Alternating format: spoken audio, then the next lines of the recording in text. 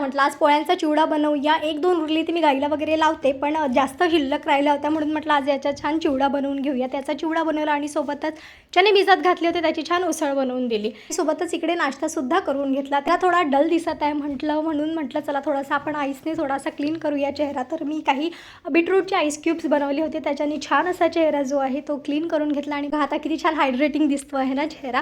त्यानंतर जे आहे युगीतने असा काहीतरी खेळ मांडला होता घरात. जे आहे आज दिवसभर खेळणे होते. मी पण नाही उचललं, संध्याकाळपर्यंत सगळं तसंच ठेवलं. त्यानंतर सगळं क्लीन केलं. त्यानंतर संध्याकाळी आम्हाला परत लागली भूक, तर मग छान असा रव्याचा शिरा बनवायला घेतला. त्यासाठी छान तुपात जो आहे शिरा भाजून घेतला आणि एवढा मस्त जो आहे ना शिरा छान असा रेडी झालेला होता. याच्यामध्ये माझ्याकडे काही ठेवलेली पिठी साखर होती, ऑलरेडी केलेली होती, तीच जी घालून घेतली. थोडंसं दूध घातलं, पाणी घालून असा छान जो आहे तो मिक्स करून घेतला.